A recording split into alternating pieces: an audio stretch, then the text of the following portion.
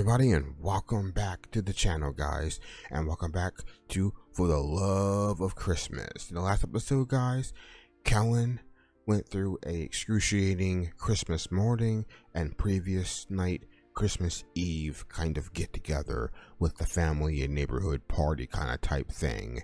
And now, at the end of last episode, guys, Celyn finally asked Jordan out in private. I waited until doing it later on, guys, not in public, because I wanted it to be special and not in a crowd of people. So that's where we left off, and now we get to find out the aftermath the next morning, I believe it is, as we're in the kitchen.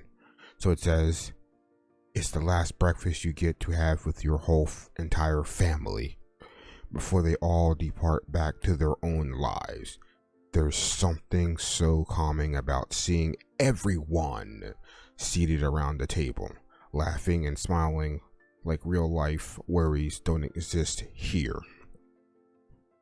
You're exhausted, being devoid of any normal and loving human interactions from work, suddenly being bombarded with only that has left you unable to relay those same emotions at the same speed.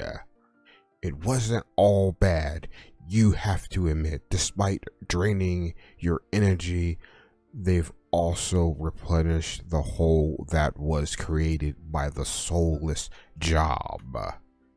It's been good to see them happy to see you, and for you to be happy to see them. While you're sad they're leaving, you're satisfied with the time you've got to spend with them. That's very cool. Family, guys, is very stressful. I don't know about you, but I have very different needs for myself. Like, I have very big anxieties, guys, so a large group of people messes with my head. I usually retreat to my room or go for a walk if I'm not at home, to get away from the crowd of people, and then kind of come back and refresh myself with people, and then leave and refresh, then come back with people. So that's kind of how I do it. So I kind of feel how Celyn is going through it. Like to see all the people, all the family, all the friends, but sometimes you need to break away and have me time or you time out there. But anyway, if that's your jam, guys, let me know in the comments below, and let me know if you feel the same way I do. Anyway, after everyone leaves for the airport with your dad as the driver, you left with your mom. The two of you wash dishes in silence until she decides to break it. I have a question for you. You wary of what she wants to ask. Sure. Since you quit, are you planning to stay here or go back to LA? You shrug. I don't know yet.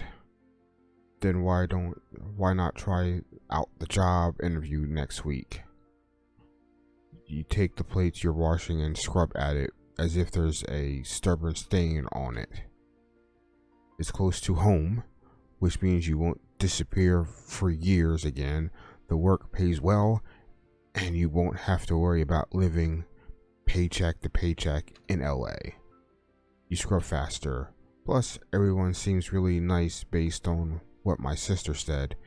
No one will be there to take advantage of you.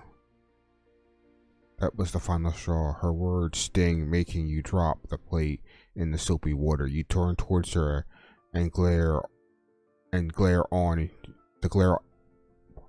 Slow down. You turn towards her, a glare on your face. That's it. Was my job really that bad? Do you think it was a waste of time? I mean, I have nothing to show for it, right? I'm just a failure, some wannabe who will never make it. You're right. I should just give up on this crappy and childish dream. Seeing your mother's hurt reaction fills you with guilt. You don't reach out and instead look away. I have never. Her voice wavers from anger and hurt. Through those things about you, I thought those things about you. It pains me to think you ever thought I would. You hear her stomp off towards her room.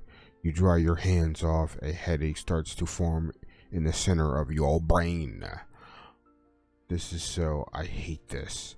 The Christmas decorations stare mockingly at you. It's a reminder of how everything was ruined in one moment. I can't stay here.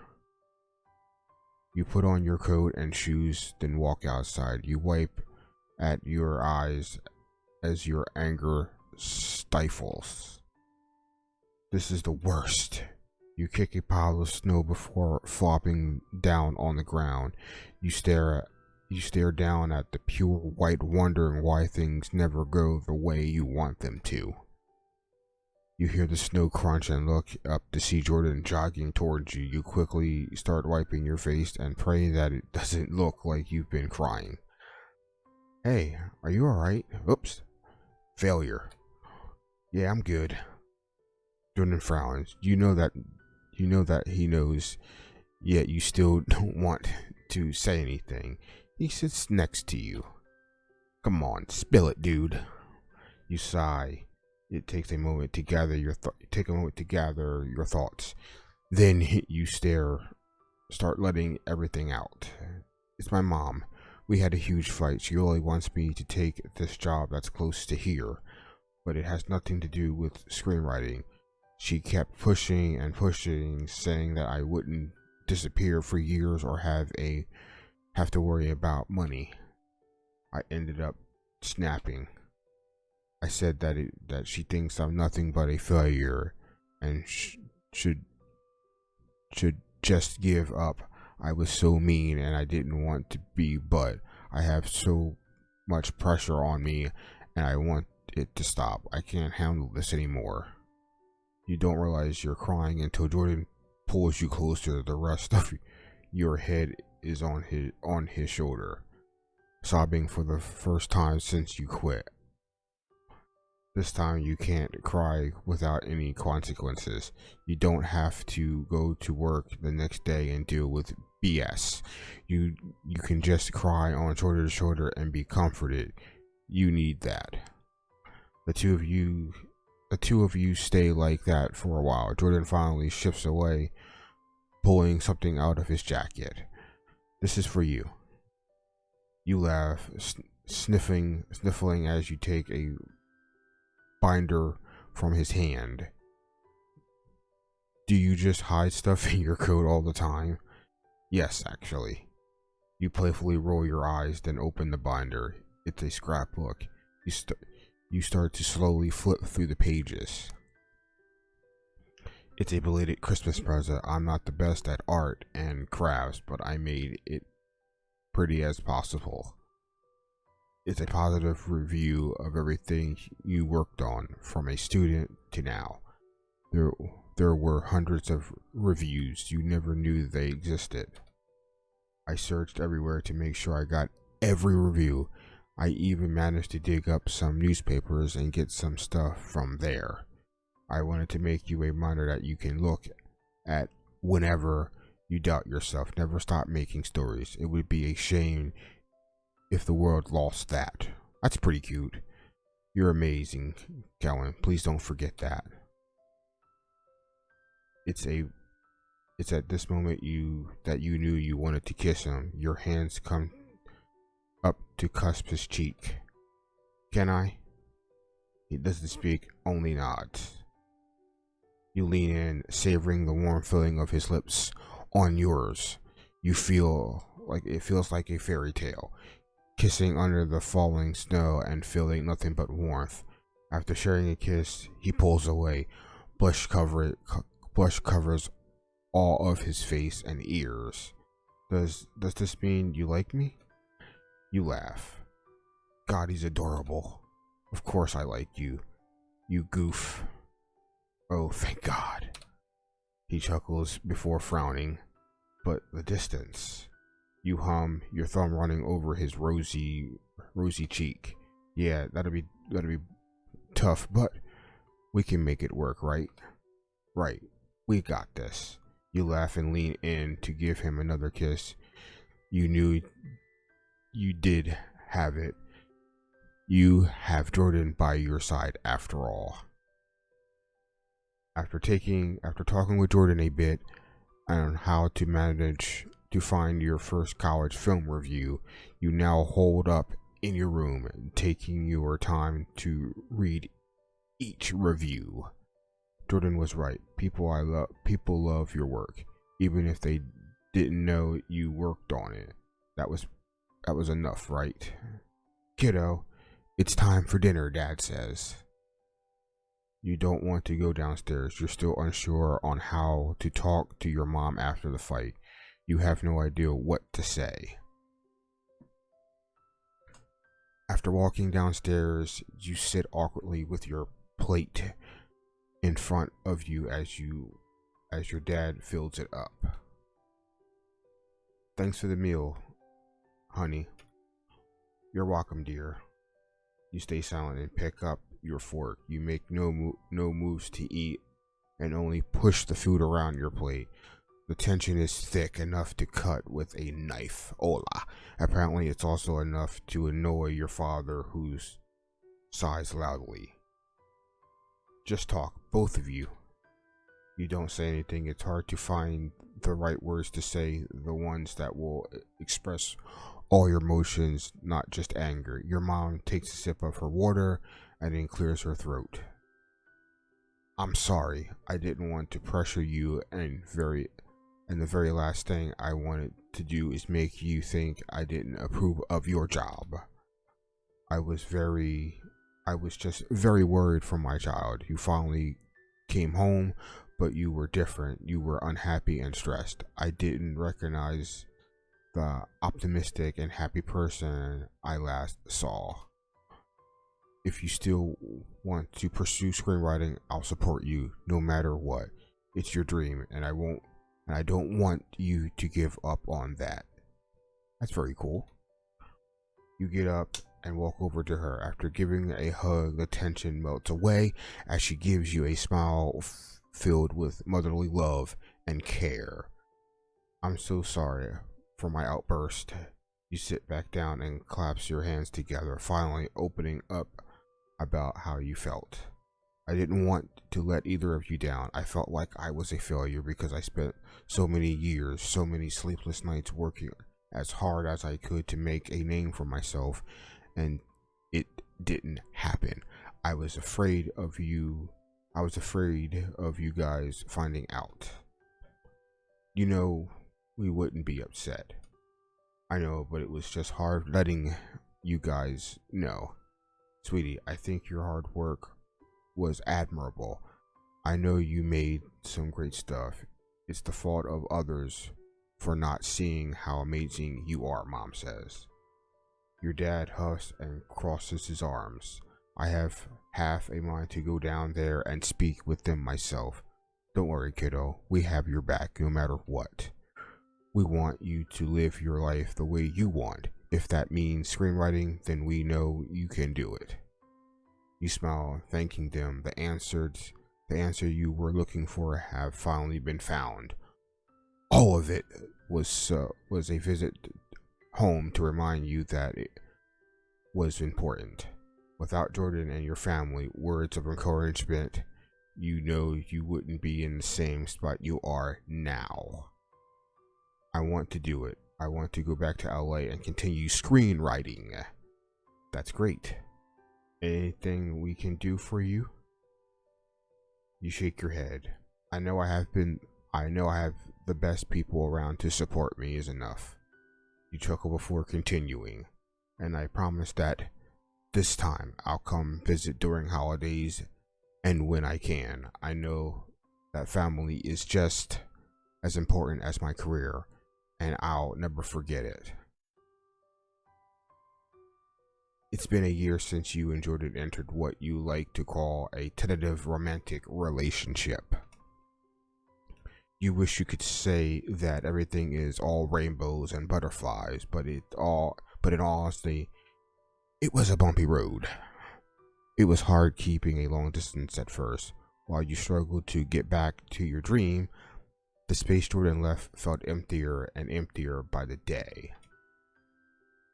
After several visits, he gives you the news that he's switched to remote work, meaning you could go anywhere and take their work with them. At the same time, you break the news that you're moving back to LA because you're now screenwriting for a major motion picture.